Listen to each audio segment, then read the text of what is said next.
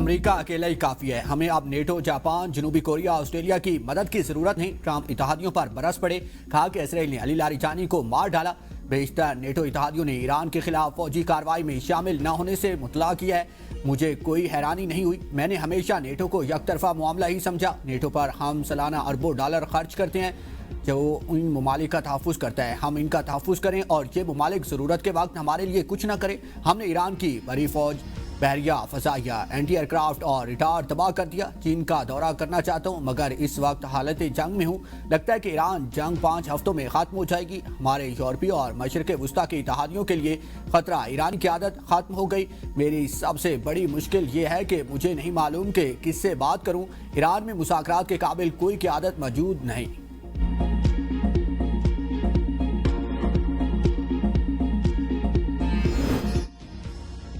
اسرائیلی وزیر اعظم نیتن یاہو کا بھی علی لاریجانی کو نشانہ بنانے کا دعویٰ. اسرائیلی ٹی وی پر جاری بیان میں کہا کہ حکومت تختہ الٹنا ایرانیوں کے لیے فوری اور آسان نہیں ہوگا. اسرائیل ثابت قدم رہا تو ایرانیوں کو قسمت اپنے ہاتھ میں لینے کا موقع دیں گے. اس سے پہلے اسرائیلی وزیر دفاع نے دعویٰ کیا تھا کہ تہران پر حملے میں ایران کے سیکیورٹی چیف علی لاریجانی اور بسیج فورس کے کمانڈر غلام رضا سلیمانی شہید ہو گئے. ایرانی میڈیا نے علی لاریجانی کی شہادت کی تردید کر دی. علی لاریجانی کے سوشل میڈیا اکاؤنٹ پر ہاتھ سے لکھا گیا پیغام جاری کیا گیا جس میں ایرانی قومی سلامتی کے مشیر نے ایرانی نیوی کے شہداء کو خراج عقیدت پیش کرتے ہوئے لکھا کہ شہادتیں برسوں تک ایران کی فوج کی بنیاد کو مضبوط کریں گی. بحریہ کے بہادر مجاہدین کی شہادت ظالم قوتوں کے خلاف قربانیوں کا حصہ ہے. ایران نے امریکہ کے ساتھ کشیدگی کم کرنے کی تجاویز کو مسترد کر دیا. سینئر ایرانی عہدیدار کے مطابق 2 سال سے ممالک نے تجاویز بھیجی تھی جنہیں سپریم لیڈر نے مسترد کرتے ہوئے کہا کہ اب یہ وقت امن کا نہیں. امریکہ اور اسرائیل کو شکست دینا ہوگی. امریکہ کو ایران کو پہنچنے والے نقصانات کا ہرجانہ دینا ہوگا. ایرانی صدر مسعود پزشکیان نے 2 ٹوک اعلان کیا کہ امریکہ اور اسرائیل کے سامنے سرنڈر نہیں کریں گے. سماجی رابطے کی ویب سائٹ ایکس پر جاری بیان میں ایرانی صدر نے کہا کہ خطے میں ایران کے خلاف امریکی فوجی اڈوں کا استعمال بند ہونا چاہیے. ان اڈوں کا مقصد ایران اور ہمسایہ ممالک کے تعلقات کو خراب کرنا ہے. ایران کے نائب وزیر خارجہ سعید خطیب زادہ نے کہا کہ امریکہ نے ایران میں زمینی فوج اتاری تو اسے ایک اور ویتنام کا سامنا ہوگا. ایران فی الحال سفارتی حل پر توجہ نہیں دے رہا. ایرانی پارلیمنٹ کے اسپیکر محمد باقر کالیباف کا کہنا ہے کہ دشمن کے تمام منصوبے ناکام ہو گئے. ایرانی اس مسئلے کو ختم کرے گا.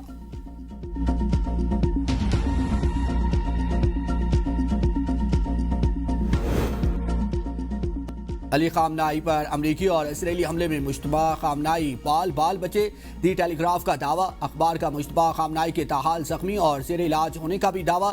لکھا کہ مشتبہ خامنائی اس مسائل حملے میں بچ گئے تھے جس میں ان کے والد آیت اللہ خامنائی شہید ہوئے. مشتبہ خامنائی حملے کے وقت اپنے رہائشی کمپاؤنڈ کے باغ میں تھے جس کے باعث وہ براہ راست حملے کی ساتھ میں نہ آئے.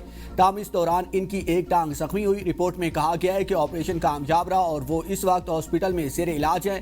مشتبہ خامنائی تاحال منظر عام پر نہیں آئے اور ان کی صحت کے بارے میں قیاس آرائیاں جاری ہیں. دوسری جانب روس میں ایرانی سفیر نے سپریم لیڈر سید مجتبیٰ خامنائی کی روسی اسپتال میں زیر علاج ہونے کی تردید کر دی.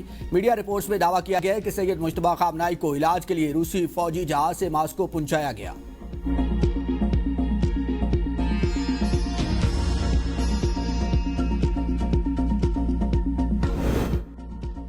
ایران جنگ پر اختلاف. اہم اتحادیوں کے بعد اہم سرکاری آفیسر بھی ٹرمپ کے ساتھ چھوڑنے لگے. امریکہ کے نیشنل کاؤنٹر ٹیررزم سینٹر کے ڈائریکٹر جو گینٹ نے استعفیٰ دے دیا. کہا کہ ایران امریکہ کے لیے فوری خطرہ نہیں تھا. جنگ اسرائیل اور اس کے باثر امریکی لابی کے دباؤ کے نتیجے میں شروع کی گئی. ایران کے خلاف بھی اسرائیل نے وہی حربہ استعمال کیا جو عراق جنگ کے وقت کیا تھا. ایران کے خلاف جاری جنگ کی حمایت نہیں کر سکتا اسی لیے عہدے سے مستعفی ہو رہا ہوں.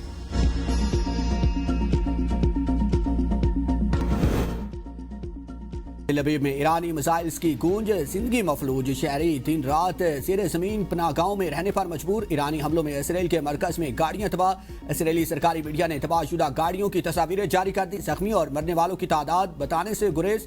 تل ابیب میں زندگی مفلوج. شہریوں میں شدید خوف و ہراس. برطانوی ادارے اسکائی نیوز کی ٹیم کو رپورٹنگ کے دوران پناہ لینا پڑی. شہری دن رات زیر زمین پناہ گاہوں میں رہنے پر مجبور ہیں. سڑکوں پر لوگ خطرے کے سائرن سنتے ہی گاڑیاں چھوڑ کر محفوظ مقامات کی طرف دوڑ پڑتی ہیں. مسلسل منڈلاتے خطرے نے معمولات زندگی کو مکمل طور پر مفلوج کر کے رکھ دیا ہے.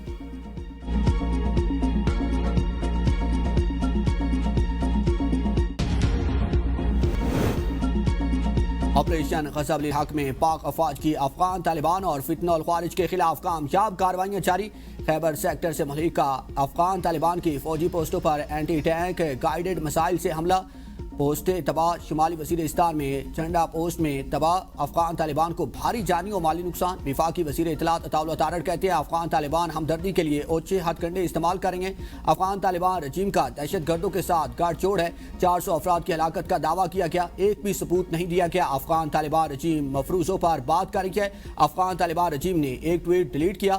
16 مارچ کو 6 سٹرائکس کی گئی۔ ہم جب بھی افغانستان میں حملہ کرتے ہیں تو ویڈیو جاری کرتے ہیں، آپریشن ختم کرتے ہی تفصیل جاری کرتے ہیں۔ ہمیں افغان عوام سے کوئی مسئلہ نہیں ہے۔ طالبان رجیم کو فیصلہ کرنا پڑے گا کہ پاکستان کے ساتھ ہے یا دہشت گردوں کے ساتھ۔ مارکے حق میں دشمن کو شکست ہوئی۔ سفارتی سطح پر پاکستان کا تمام ممالک سے فعال رابطہ ہے۔ بھارت سفارتی سطح پر کوششوں میں پیچھے رہ گیا۔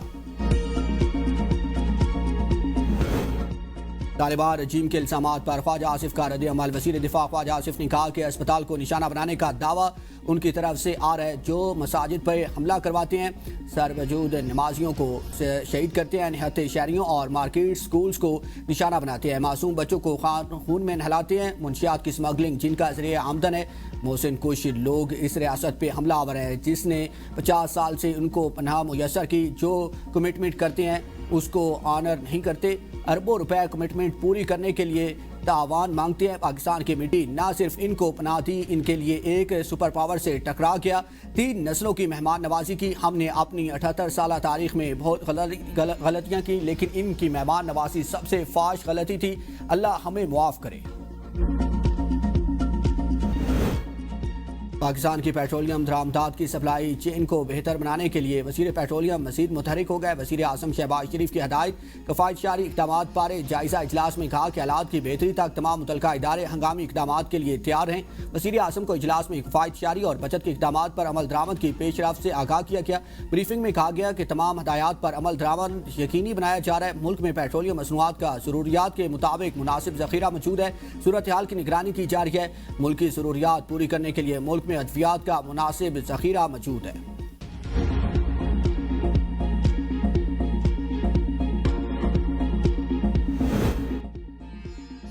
عوام کے لیے خوشخبری، عید پر پیٹرول مہنگا نہیں ہوگا۔ مشیر وزیر اعظم رانا ثناءاللہ کی ABN نیوز کے پروگرام سوال سے آگے میں گفتگو، کہا مہنگائی کے اثرات سے عوام کو بچانا حکومت کی ترجیح ہے۔